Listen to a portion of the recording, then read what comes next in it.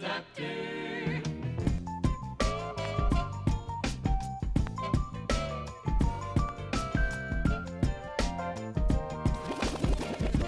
The Garden Doctor.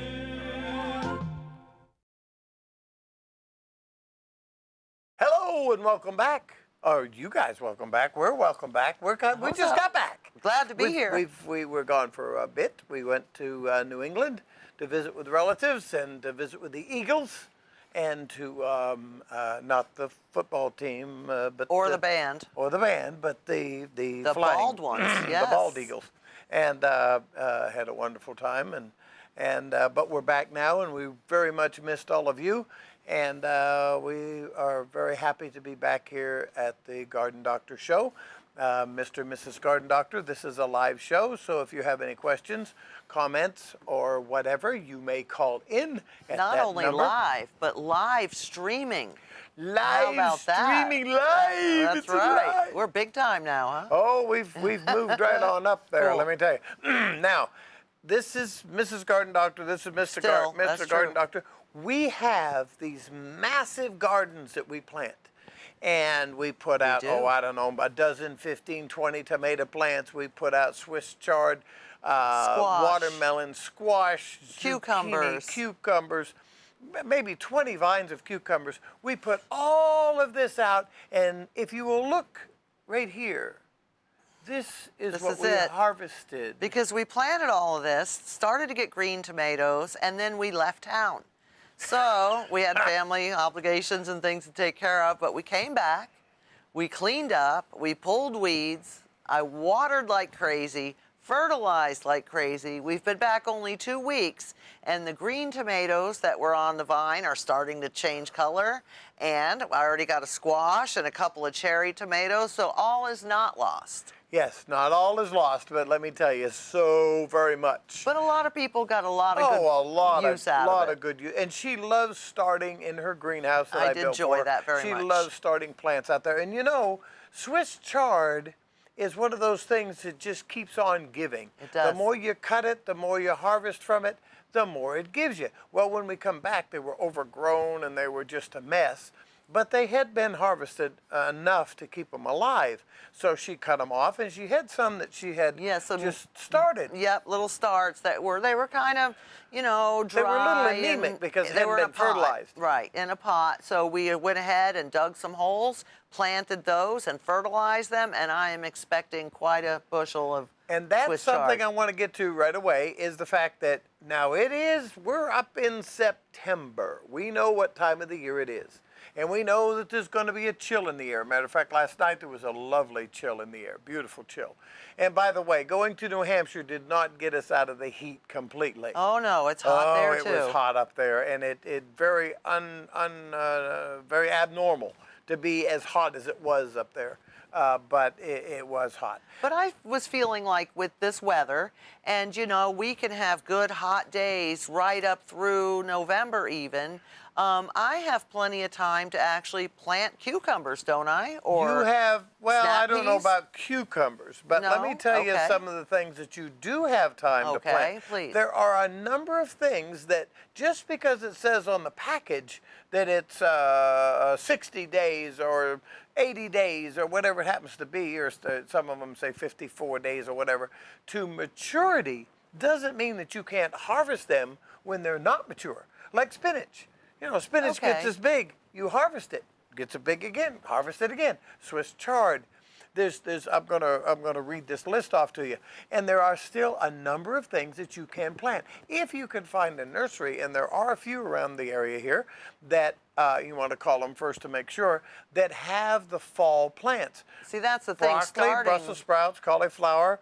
These things grow better in the fall. We've talked a than lot they about do that. in the summer. We have talked about the fall gardening quite a bit, and the thing But is, you got to have some plants. finding some the of them plants. you can do by seeds. Starting from seeds takes so much Well, extra time. these can be started from seeds, but from Okay. now, when you buy plants, don't buy the hardened off ones because you'll get all upset. Explain that to me. If the stem is hard, or if you pull one up out of the cell pack, and before you buy them, pull them out of there. Pull one right up out of the cell pack, or pick the cell pack up and look, see if the roots are coming through.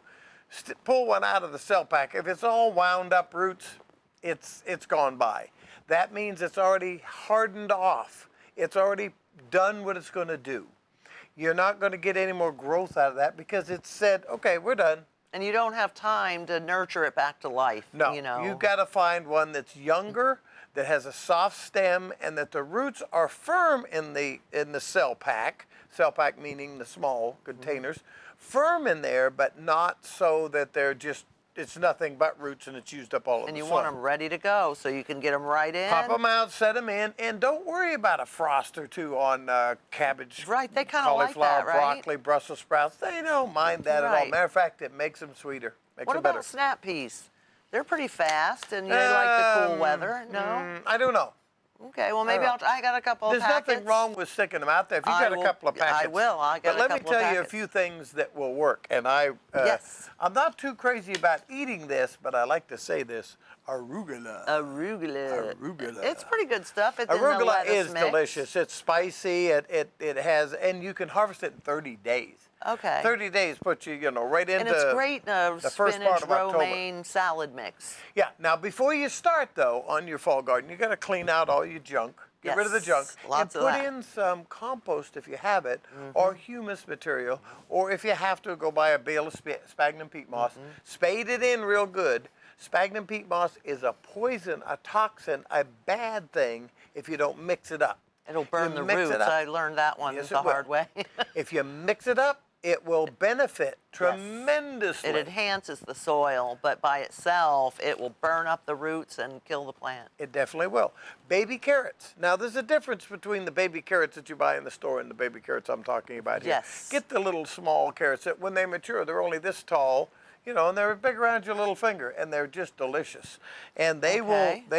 will, 60 days, and they can put up with a Well, frost I or would two. still have time to do that, and 60 days brings us into the first week of November. So Plenty of time. Plenty of time, Plenty of time. sure. Bok choy. Bok choy, that's the one I like to say. Bok choy. I don't know what it is. It's some kind of lettuce or cabbage or something, right? It does grow rapidly. Yeah, yeah, it's a cross between or there. a leek yeah. or something. Yeah. I don't know. No, it is a lettuce. It's in the Okay. lettuce family. And it's great for stir fries and salads. Stir flies? Stir fries. Okay. Salads and I never get by with anything. Nope. Nothing. Oh, it's awful. It's terrible. And then Sorry. if I do something wrong last month, I don't get Sorry. by with it. Or pak choy, I don't know what bok which choy. is bok choy too. They're both bok choy. You're not going to make me pronounce a bunch of stuff, are And you? here's a toy choy. Toy choy. Toy choy. Don't make fun of people. I'm Quit that. not. Kale. Now, kale is something Now, else. I did have some kale in with our Swiss chard, and I whacked it off too. I'm hoping was that it'll come Russian back. kale? It was the real crinkly. Yeah, that's Russian okay. kale. Yeah, and I really like that one. That's So I'm a hoping really, for really that good, to come back too. good kale. It's not too bitter. It's the dwarf blue is a good one too, It and is red kind of- winter kale will actually grow into the winter, just like some Swiss chard will. Okay. Lettuce is kind of soft, delicate. Mm-hmm. So you do have to throw a couple of sheets of newspaper over it if you're going to get a frost, because if you plant it, it grows fast, real super fast. You can harvest it real super young, but if there's a frost coming, you do have I to really protect don't think we have to worry about a frost for quite a Well, while. you don't know, because I'll tell you, the Well, weather you're has right, gone you don't know. bananas. Look at these storms and all coming up. I was watching a show that talked about, how we have had 3 500-year storms in 1 year in 2017, I guess it was, when it was Harvey and Irma and all this, and that, just the rise in the water level and temperature is causing and fueling these storms to become much Yeah, we bigger. got- we to got have problems. these size storms coming at us one after another. There is something to do with climate change. Whether Ask we're me if I causing believe in it, climate change. well, whether we're causing it or not Don't is the ask debate. them back in the back room I there. think They there don't is know no nothing. debate that there is climate change. The debate is, are we causing Wait it a minute, or there's not? a debate. Is there? Oh, I certainly think there's a everybody debate. knows that. Well, it just depends on your level But of, anyhow. your mind. Okay. Mizuna? Don't know what that is. Mizuna. Oh, that's a good one. It's really buttery flavored. We grew Mizuna. Never heard of it. Yeah, well, You grew it without me. There you go. It's mustard flavored. Then mustard greens. Now you can get Mizuna in 20 days. 20 days. Boom. It's ready to go. And when I get it, what do I do with it? You eat it. Chew it right up. Mustard greens. You love mustard greens. Oh, she loves mustard greens. Radishes. Loves radishes. All kinds of radish. 30 days. Scallions and green onions. Yes. When she first come to Indiana, I said, I'm going to go get me some green onions. She said, what? Well, no, someone had actually asked me in my garden was I going to grow green onions, and I'm picturing the round onion. All the ones I ever knew were white or yellow, and I didn't She really figured they understand made a green one. what green onions were, and they were talking about the tops, I guess, and I still not really sure. Are green onions just the tops of a regular onion? It's a young onion, but or it's is it a variety it's of the a seedling of a Okay. If you were to divide them up, they would develop out into a bulb. But they are specifically hybrid to be eaten very, very They're small. similar to chives, then. Yeah. Okay. Sure. Spinach. Spinach is always a good one, Yeah, and the that's Swiss tough. chard. That'll put up. The Swiss chard I like is the one called Bright Light, and it's got a red, a yellow, an orange. Yeah, it's just cool looking. It's beautiful. It's really neat looking. Now, Tatsoi? tatsoi. Don't know what that is. Well, a lot of this stuff, of course, comes from Asia. Okay, yeah. Most of the bak choys and all of that kind of stuff, even Mizuna. No, Mizuna is South America. What? No. You don't know Mizuna? No. I grabbed up there. Okay. Okay. But this one, I Turnips? think, turnips is great. But Love this one, 25 days. You see that? Some of this stuff, 20 days, 25 days. You got plenty of time for this. Now, turnips, you're going to leave them in the ground, You leave them in right? the ground, they get sweeter and sweeter and sweeter, but they can't stay in when the ground freezes. So but right the up ground till doesn't freeze until December. Christmas. Leave them in there, let them grow. As a matter of fact, the deer love them too. So they're extremely beneficial. Well, good. So there is a lot you can still do. That's a lot, really, and Now, that's what you can grow. I have one question about Yeah. my tomatoes. Well, let me get on to the question and answer part of it. Okay, so I wanted to know, one plant has green tomatoes on it. Okay, they will ripen. And other tomato plants, I've cut them back, and as the plant itself will probably regrow some sprouts and this and that. Is there a difference? Will all tomatoes come back and grow a tomato, or is it back to this determinate, indeterminate thing? For instance, a determinate tomato plant has already done its thing and it's done. So no matter what I do to it, it's not going to come back and grow more tomatoes. It would have been dead anyway. Okay, so if it wasn't dead, then I probably... Then it's a non-determinate. Then it may come back if it has enough time and make If it more has tomatoes? enough time, yes, that's Okay. possible. Yeah. But All right. a determinate plant, what she's talking about is when they plant like the red golds that are planted in southern Indiana, rows after rows after rows.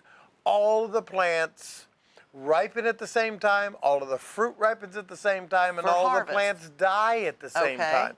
And when they do that, it's so easy for it to be harvested. Marglobes, Rutgers, those are canning tomatoes. They ripen, they're determinate. All of the Once fruit and done. ripens at once, Okay. zoom, and you better be ready to can when they're ready to go because they're But other varieties keep producing all, season. they produce less generally at a time, but more over time. Okay. So you get the big flush all at once of the. So I may be able to, salvage some of my tomato plants and still have time to grow fruit. I don't know if I have time for all that, but... Now we apologize for not having live shows here in the last month or so, Yes, but I know. and I'm sure you people have watched the reruns. Sometimes they drive me crazy with us knowing exactly what we said and pointing out that And you I already missed a forgot. word Uh-oh. and that I missed something over here. Holy moly! The lady there, we did Gleaners over at the biker church. At our church, at Cross Point Biker Church, And- Gleaners, if you don't know, is the food truck that comes. It's a food pantry, and we give, they give out food So to... we were behind the counter, and a lady come through, and she said, I saw you guys last week, but you weren't live. And then she also was telling us all of the things that we had done and not done, and so apparently, we do have one person that watches. And if there's anybody else watching, there's a number up there that you can call we and are ask us a live. You question. can call or right say now. hello or something. Oh, and by the way, I have to tell you, my wife is so mad.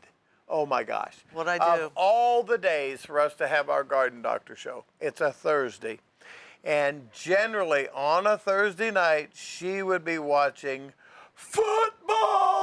Oh, I don't believe you just said, well, I'm not a football fan. That's why he's saying that and making No, fun of really? me. I'm not a football fan. What would you be doing on Thursday? And if you guys are watching us right now, you are watching us instead of the pregame, and we Whoa. appreciate that. That's incredible. That's awesome.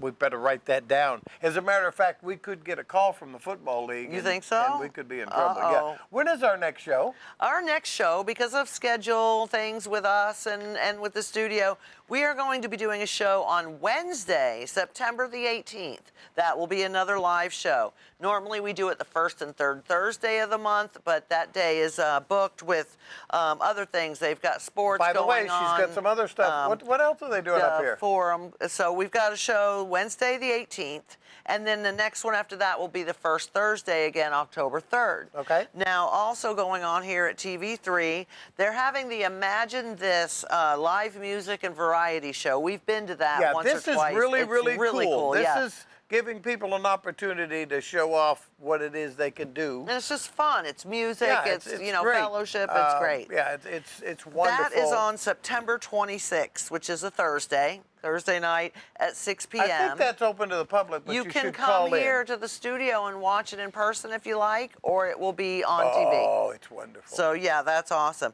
And then the reason we can't do it on our show on the 19th is because they are having the election forum. The candidates who are going to be running for election, that will be live and broadcast from the Miller Center on Thursday, September the 19th at 6 p.m. Now it's also going to be streaming on YouTube, and Which, by the way, we're streaming. Are we streaming? we are live streaming tonight. We're streaming. right now. Yes, You we know, are the nationwide. people in New Hampshire and other places around the country have tried to get us live streaming before, and they were very successful once for a while And then there. not. Then not. And then we're And hoping it's back again. I didn't and know. we'll let you know. I didn't know we were going to be live streaming again tonight. I should have Oh, asked. we could have So called- I didn't tell anybody up north that we were doing it tonight. So But we will tell them. We But will. yeah, Hi, there's Dad. Hi, yeah. Mom. Hi, everybody. You can watch us in the reruns, and we'll say hi to you. What else you got going on? this Saturday, I have something cool going on. You know, the farmers market downtown and the courthouse. Unfortunately, we haven't been able to go to it. We've been away, and I'm not such an early riser in the morning. I usually would get there late anyhow. But this Saturday, they're having a dog walk, they're calling it.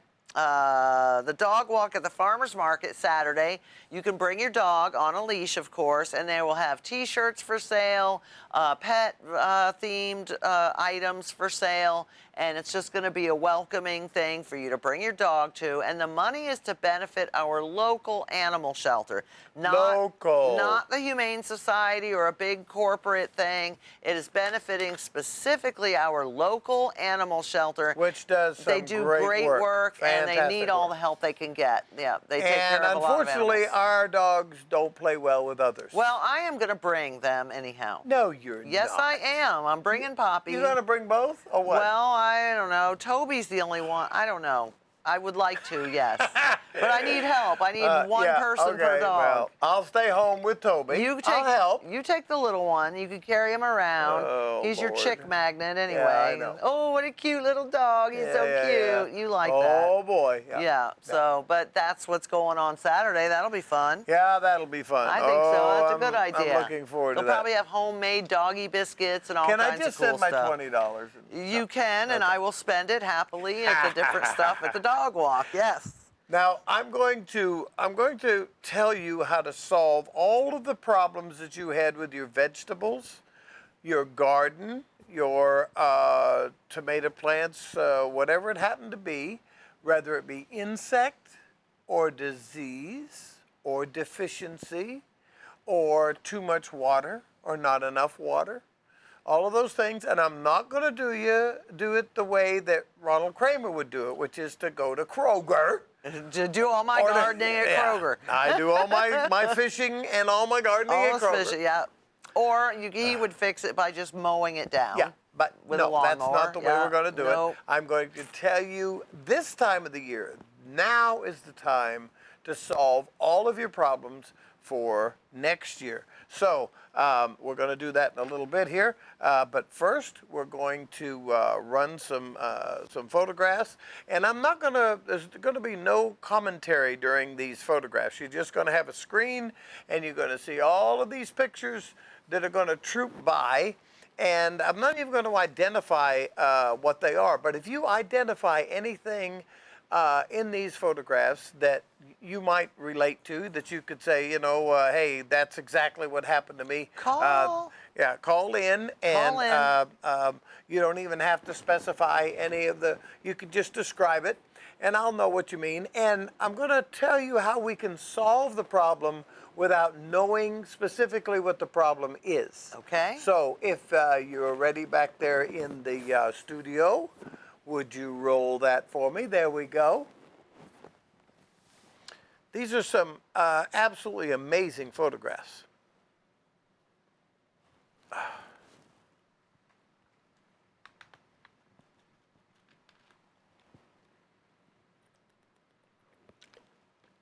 Now you see, this is all dead time, soundless time.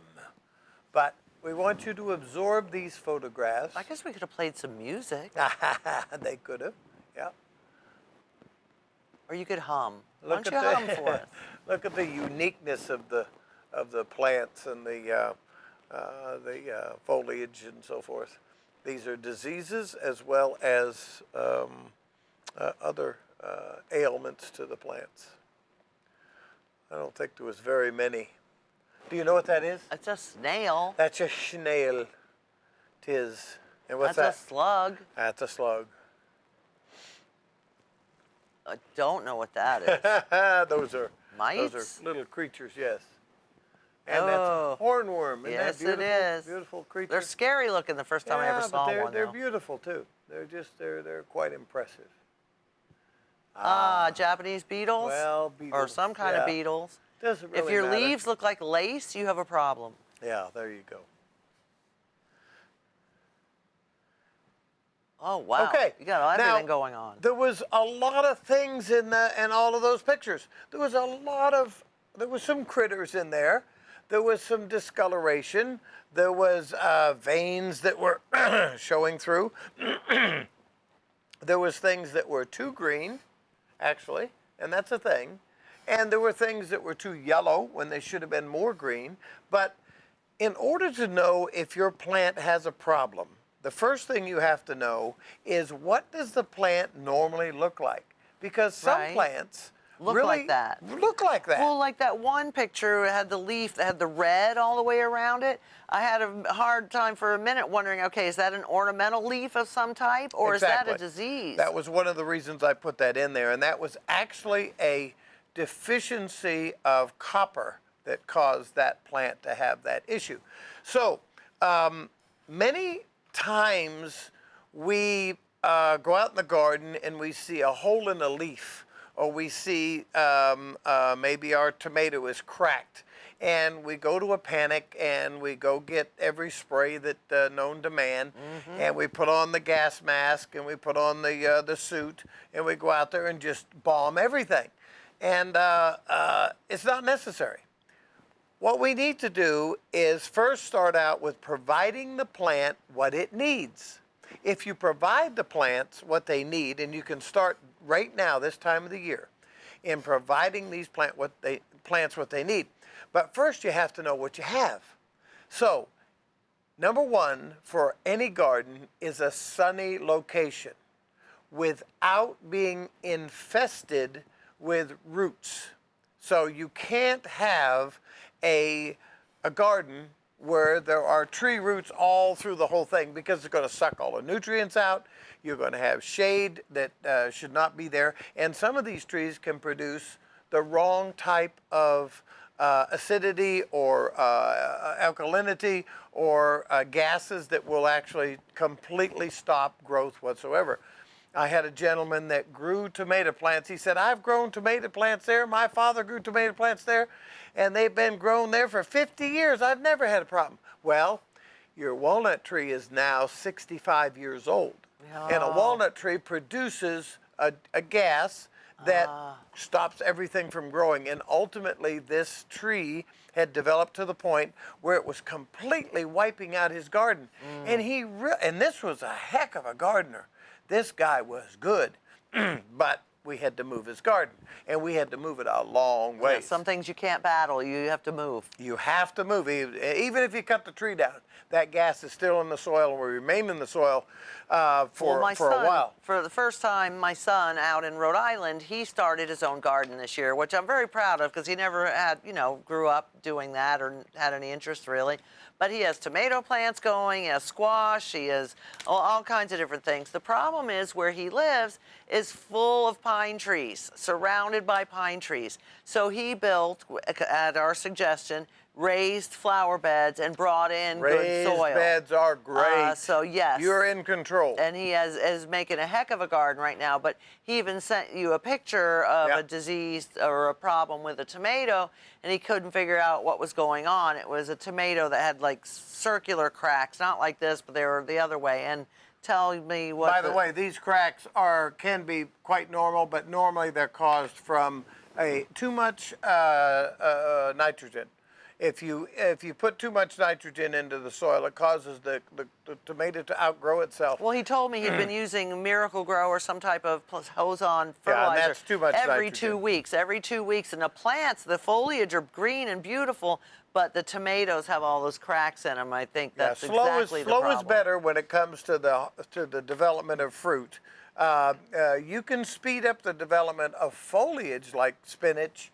And lettuce and Swiss chard. Because you want big foliage. Yeah, because you get a lot of leaves. Fast. But you don't want a lot of leaves, and you don't want a lot of fast growth when it comes to fruit.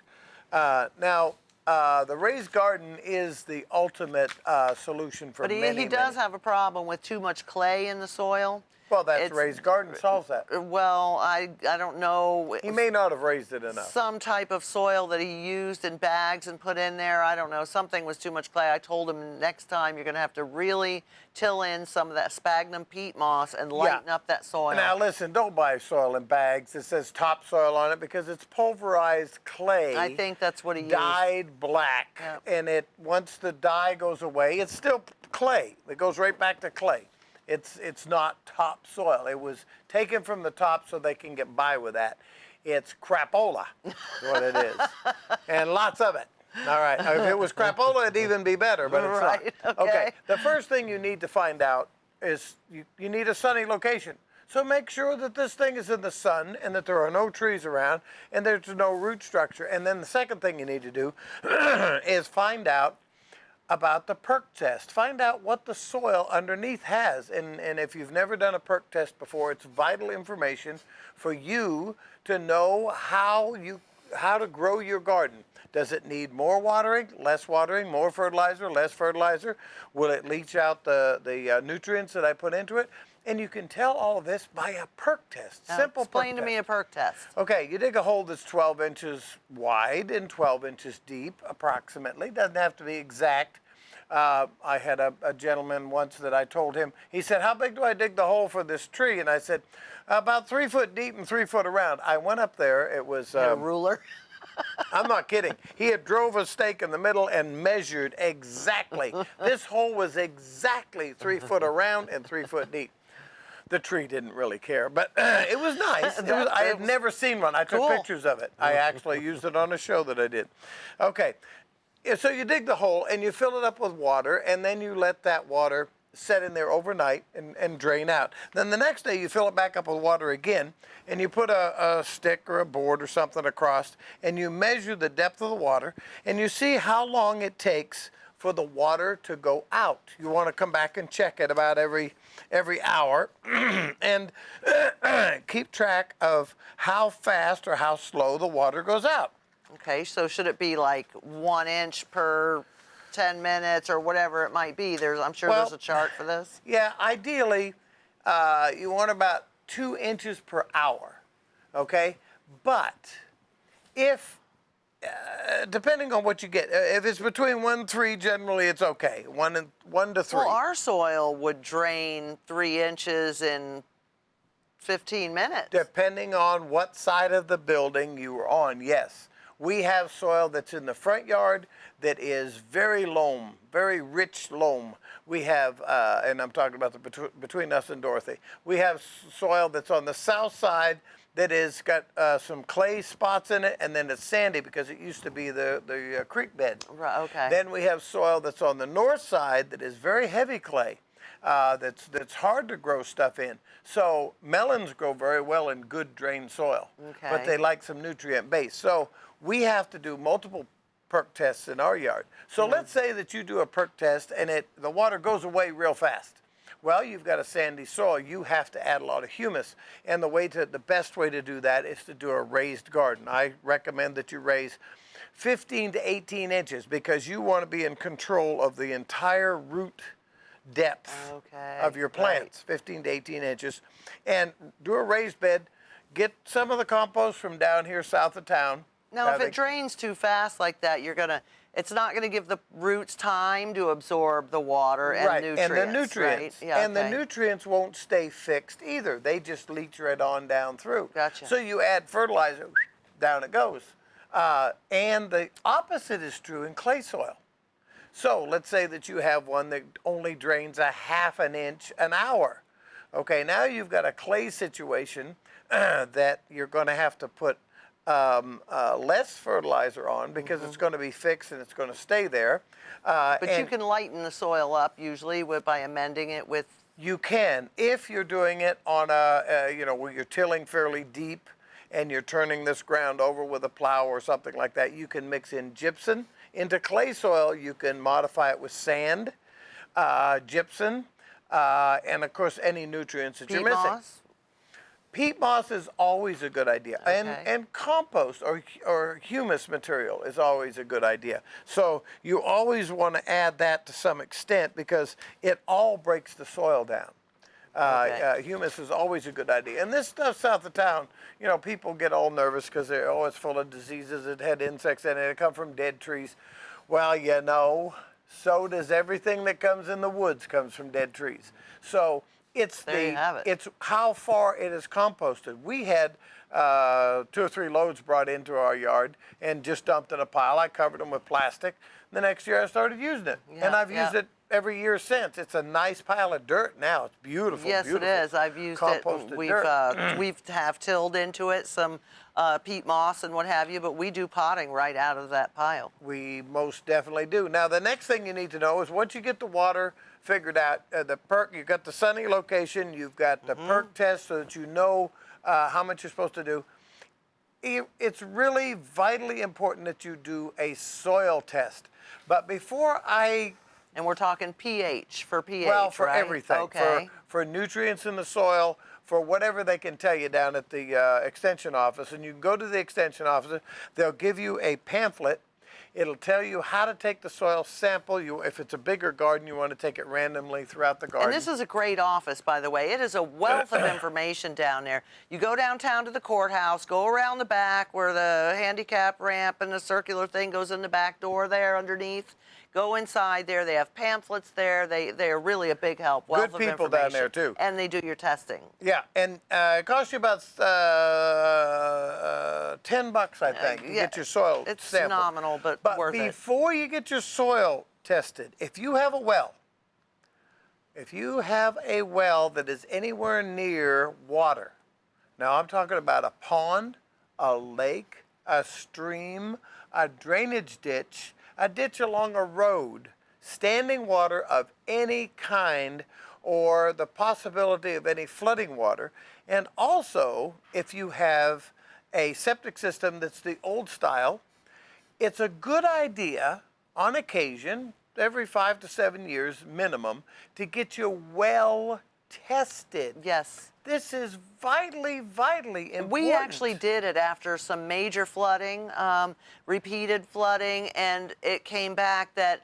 our well water really, it had some bacteria It had bacteria. in it. And our So well water they use for the school. we have an underground spring there. We have a beautiful 99% pure spring. But we're near the river, which floods. And it does, and we have a lot of rain. Also, I have a farmer that I tested his. He has a pond right behind his house. We tested his well. His well had bacteria in it because the pressure from the pond had gotten into the well. We tested another one. It was along a drainage ditch, and it had issues. And all of these were solvable. You just purge the well, which is normally 1 gallon only. 1 gallon of regular bleach, just bleach, no, nothing fancy. Just pour it down into the well. You don't put it through your filter system if you have one.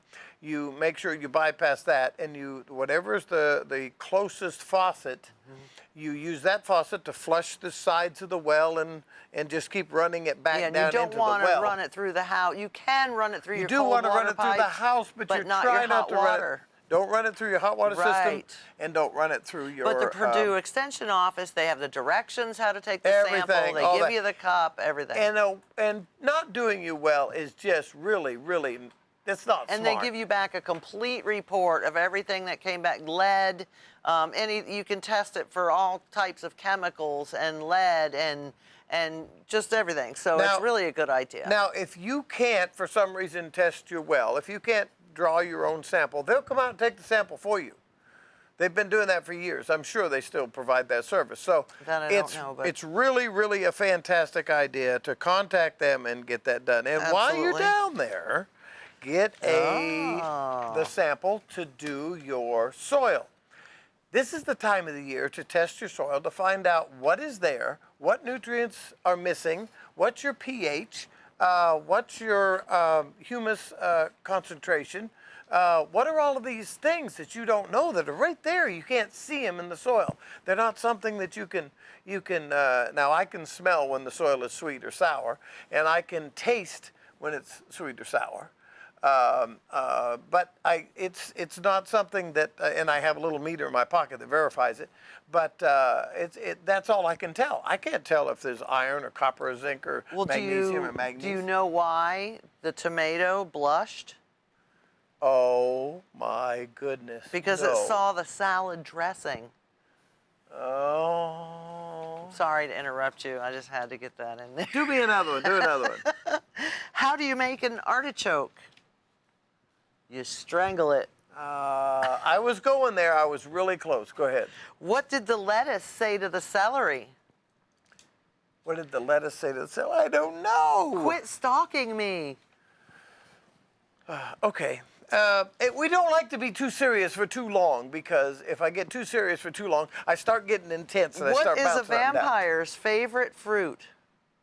A nectarine. I've never heard that one before. Why did the banana go to the doctor? Yeah. He wasn't peeling well.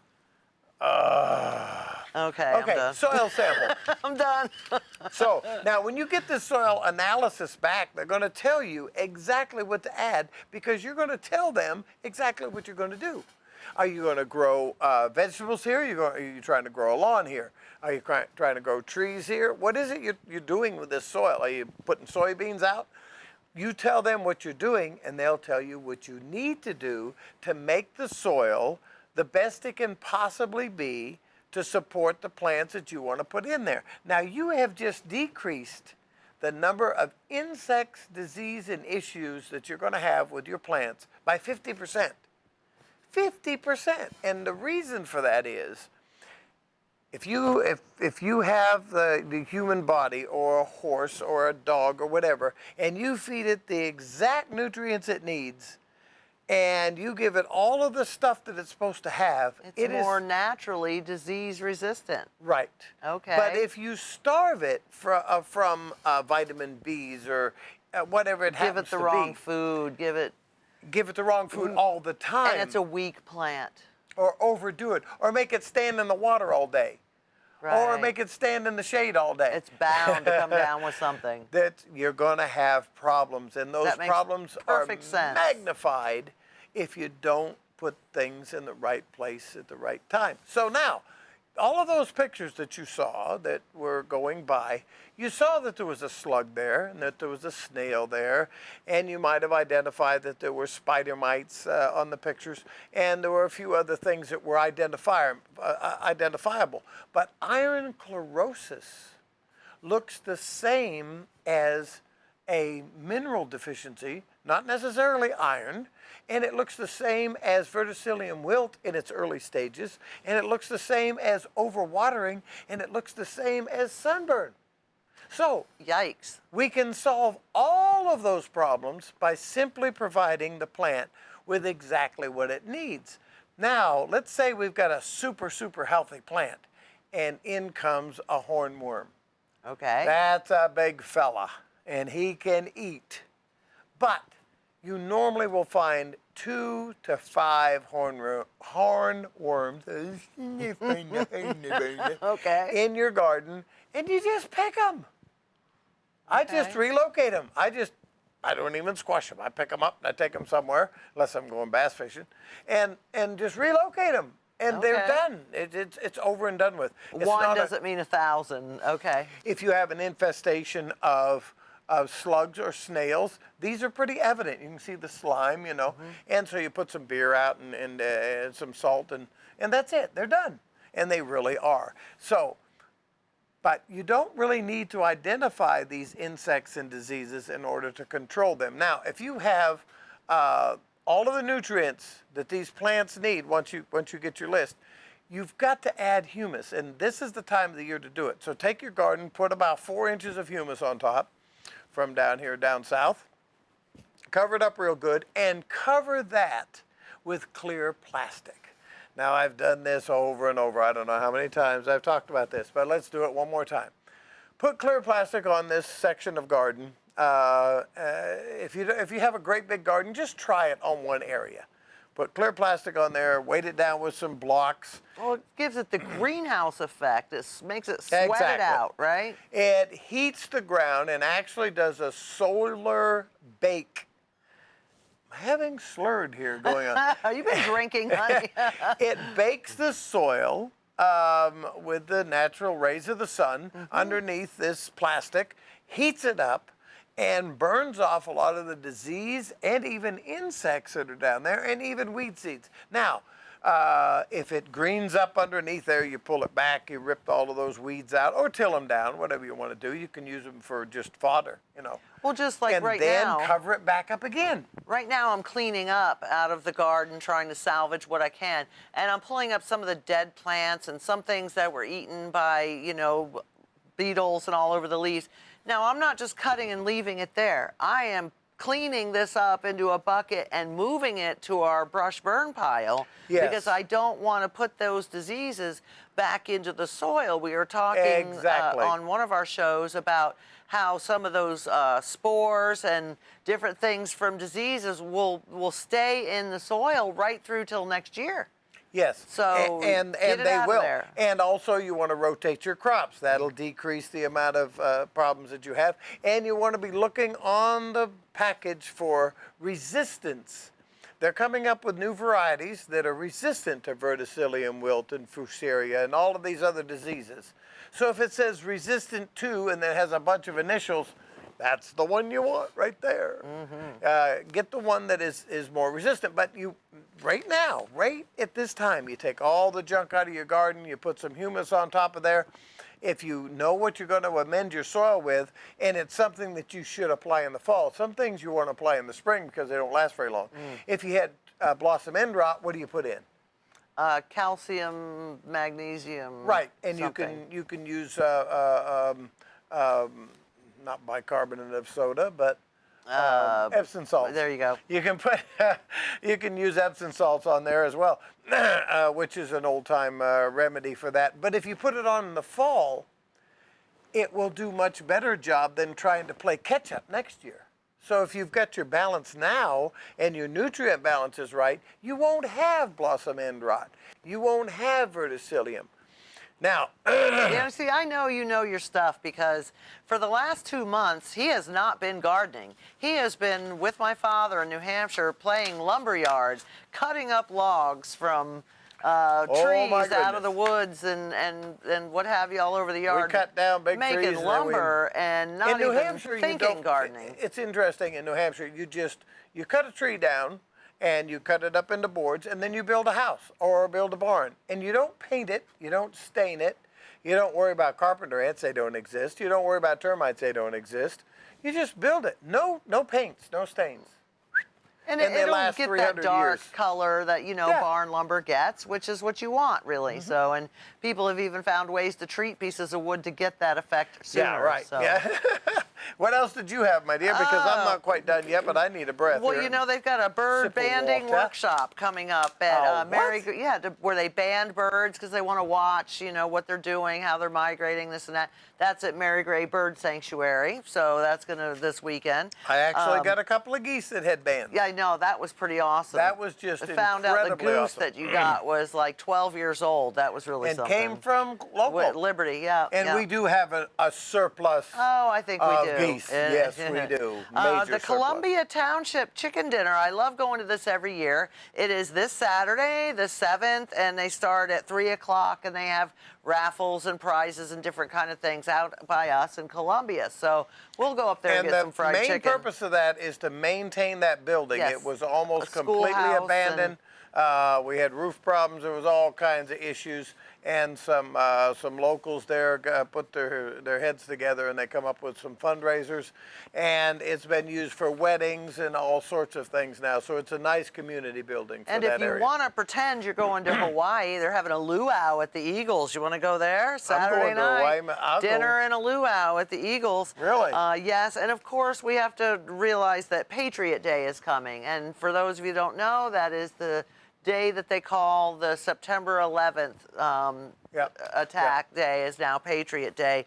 So I don't really know of anything going on in town per se, but that is a day of remembrance. And it's also my brother's birthday. My brother and his wife Margie They generally both have were a service born. downtown. Do they do a thing downtown? Yeah, That's good. I've been to 2 or 3 of them. This is interesting that they're having on the 12th. The Oasis grand opening ribbon cutting ceremony.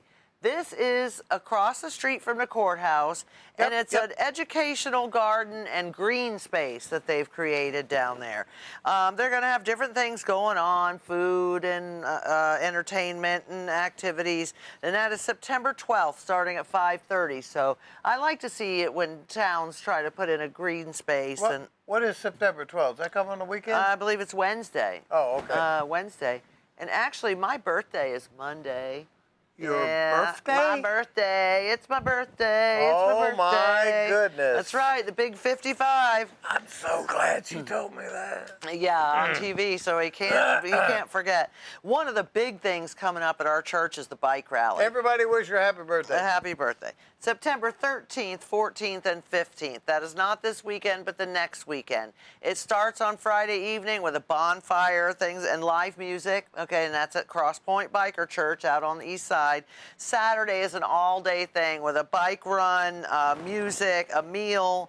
Actually, our band, Justin here, is in the band that's going to be playing for us that day at the rally. So thank you, Justin. We can't wait for that. I heard them practicing last night at church. It was really awesome. I'd rather have gone listened to that, but I was at Bible study. Suck up, I know, swear. quit. And then on Sunday, they're going to have a breakfast before church. So Cool. Yep, I'm all in for the weekend. breakfast. Bike rally. You know what? I think that's opening day of goose season. I don't think so. Is it really? I think the 15th, the early season, to get rid of Well, the they're going to have a nuisance ride, then a meal, and then a bike rodeo. I don't know exactly what all that involves, but... Well, you and rear then- those bikes up and make them buck. And then the band starts at 8 o'clock. I can't wait for that. Yeah, So, well, yeah, there a you few go. things going on, you know. All right. You went down through the current events. Now, I did. you also, on your garden, You've got the sunny spot. You figured out the perk test. If you have to, don't raise the whole thing, but I don't know how big your garden is. But if you're having an issue, just raise the bed and build a bed. You might want to start this fall, putting in 6, 8, 10 inches of the stuff that you get down there south of town that they grind up. Right, Put at it in the, there, transfer cover it. station. Cover it up and let it work for a while, and then it'll be ready to use, perhaps not next year, but the following year. And what we do is we just pull it back if it's not completely decomposed on top. Right. We pull it back and plant down inside. So even though the stuff is not completely decomposed, as long as it's not taking the nitrogen away from your plant, you're all right. So use nitrate of soda, spread it all over the top of that when you put your compost in. The nitrate of soda will help that decomposing material decompose without starving the nitrogen from the soil that you're trying to amend or add to. So that's very important. And then you want the pH to be right. So the closer the pH is, and then the last thing. I was amazed at the pH, what a difference that makes. Oh, the pH can From make everything all the I've difference read. in the world. Oh my gosh. Incredible. The last thing you want to do is uniformity in your watering. So when you get your tomatoes planted or whatever it is you're going to plant next year, try to put some plastic down to keep the water shed away just in case we get an excessive year of rain. Plant them on a little bit of a rise. Put mulch down over the plastic. That'll hold the moisture in so that the moisture that you want the plants to have, which will be this far away from them because you got them on a little bit of a crown. And it protects the plastic. I need to actually get some more straw in on my plastic. The mulch does protect the plastic. Because the plastic is showing, and where it is, it's starting to break up, and so I need more straw on top of my plastic. And by putting this in, you also get rid of the weed competition. That makes a big difference. That makes a big difference Weeding on your was plants. easy. Even after 2 months, we came back. It wasn't that bad because the plants are in openings in the plastic. Yeah. So yeah. the weeds are right there, or maybe some have grown through the plastic, or they're actually in the straw on top. But it wasn't like a giant ground of weeds. They were able to be pulled. Exactly. Now, there are a number of things that you can do organically to work on your garden, and there's a product called Fungicide 3 that is actually an organic. Right. If you need it to has spray. neem oil in Yeah. it. It has a fungicide, and you're not going to do any damage. You can use this right up until the day of harvest, And it's even for though I do most not. diseases and garden insects. Yes, so you it is. cover insects and It disease all covers in one shot. everything without being chemical and harsh. This is an organic. Yep. So you can also use milk. Milk is a great deterrent if you know that you're going to get. You're likely to get the molds and mildews and so forth on your plants. If that's something that's a common problem in your garden, in the first place, you're probably not cleaning out your garden completely, and you're not rotating your garden. Over here is tomatoes this year, way over there is tomatoes next year. Yeah, we switch it up They can't every be in year. the same place. And also, you want to be compatible. Look at the compatibility chart. I really like that. Yeah, the Compatible compatibility. plants will help other plants, Right. but they also, if they're incompatible, they don't like each other, and they will do a lot of damage to each other. So, but milk, if you use it about a 40-60 ratio to water, and spray it on your plants, they have found that milk will prevent milky spore and powdery mildews and wow. things like that. It does better at preventing than curing. So if you're susceptible Okay, that was to going to those, say I hadn't heard of that before, and I think it's usually we're talking about curing, what to do for diseases once they've Right. occurred. So as far as a prevention, I wasn't really too familiar with the now milk. of course, that milk will smell a little bit. I was going to say it might make your garden stink. Well, but it'll only do that for a short period Right, of time, that and it gets washes rained right away off. Yeah, and- washes completely right off. But by- prevention is worth, what do they say, a pound of prevention? No, ounce of prevention is worth a pound of cure. or a ton of this is worth 2 times. I don't. Anyway, yeah, prevention is good. It's a good thing. Prevention's a good thing. So you the biggest thing about all of these pictures that we just went through there is that most of them can be avoided. So why wait until you get the problem to try to correct it when in fact by just due diligence you can It takes prevent. a little extra time to, get these things figured out, but it's worth it if that's going to stop some kind of bug from killing my whole garden or some kind of, fungus from killing all my squash. Fine. I had worth 3 it. fruit trees, peach trees. I wanted to grow a peach tree in this location. One peach tree died. It must be your fault. You didn't water. One of my guys working for me. I did water. I really did. No, he couldn't have watered. Then the next one, I planted another peach tree right beside that one, and it died. And so this time I went out, I'm going to dig the hole myself. There's something wrong here. These people don't know what the heck they're doing. I dug down about that far, and I hit sand. Nothing but sand. Oh, wow. And I shoveled out 5 shovelfuls, and it was more sand. Oh, and more my. sand, and more sand. So we shoveled out a big So it hole. wasn't the grower's fault. It wasn't the. I've already got rid of those guys. All right. I don't know where that. But I dug a great big hole, probably about 3 times the size of the ball. And I put in a wheelbarrow load of our compost that is 4 years old compost, dumped it in there at the bottom, mixed in some peat moss. Oh, my. Put the plant in, and then put another wheelbarrow around it. Now, ultimately, eventually, that tree will have to grow out of that material and into the sandy soil that surrounds it. But in the meantime, it's going to develop a root ball that has these 2 wheelbarrow loads of soil to It's help like a it get developed. buffet for this peach tree, right? Then we got around the corner, and here's another place where I had a problem, and I dug down, and the guy that was helping dig the holes, he says, I don't know what the problem is here. Well, he had never ran into hard pan clay. Oh, my. It's like concrete. I couldn't drive a hole No, through it. you can't. So I had to chop very gradually and chop and chop and chop. It was about that deep. Whoa. And there was just a ridge right in that area. Yep. Once you broke through that, now you're into sand. Okay. So Here we go. we had drainage at the bottom. We had clay in the middle. So we broke it up. It took us a while to make this hole. We put a wheelbarrow topsoil in there, a good humus material. We put the plant in there. We put another wheelbarrow around it. And I believe that those 2, which I had lost over and over again, will flourish. They will do very well. Now, I planted a row of raspberries. I planted a row over here, and I planted a row over here. On this area where I planted a row, apparently I didn't look up. There wasn't enough sunlight. Over here, these are flourishing, I noticed that I'm gorgeous, still green, picking healthy, raspberries, and they are in direct sun. So absolutely beautiful plants. Yep. Over in this row, they're spindly and weak, and the grasses just- grew up. See, just- we yeah. planted them in the spring, and the grasses were all cut off. Well, and then my fruit trees grew You shade know, over the top. So so- I'm just going to move them down Yep, to where they're they in the need sun. more sunlight. If you provide the plants with what they need, and you give them all the nutrients they need and the proper balance and the amount of water, not too much, not too little, then you're going to find that most of the diseases that you saw up there are going to go away. And the insects that don't go away are very quickly and very easily dispatched. You just use the multiple organic spray, and that will Okay. control any pests that might come into your garden.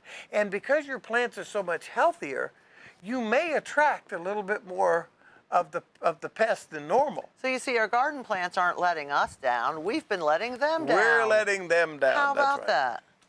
Yes, got to be And responsible you know, with our plants. it's my great grandfather apparently was very or my grandfather was very lazy, and he just didn't raise much. He had this giant crew of loggers that he was in charge of. There was 300 and some odd of them, and so he let them do all the work. And I can remember he was quite elderly when I was just a boy, and he said he would tell me when I'd go over there for Sunday dinner, my grandmother would say, "Go get a chicken." And he would say, okay, and he would say, prop the door open. And I'd go get him his gun. And I'd go out and chase the chickens around the yard. And when one would walk by in front of the house, in front of the door, he'd shoot its head off. He never got out of his chair inside the house to get a chicken for chicken dinner. Oh, my gosh. And so, but you know what? he had some really good chickens. And but the thing is that the amount of work that was that was put into those chickens was nothing. But somebody was feeding him, and it was my grandmother, and she was feeding him extremely Yes, well. somebody Listen, was. we are so glad to be back. So glad to We be are, back in very, Indiana. very we much so. we really love it around here. We really love This the is people. home. Yep. We love the people. We love the environment. And we love you guys, and we look very much forward to seeing you downtown or wherever it is that we see you next. When you see her, Out wish and her a about. happy birthday. Come right up on the street and just scream it right in her face. She likes that. I don't mind. She really likes that. So, and the next time you see us, please wave and say hello, and we will try to wave I'm back. gonna try to get down Saturday with the dogs. You got to help me though. All right. Thank you very much. We really love you. We'll see you next time. Bye now.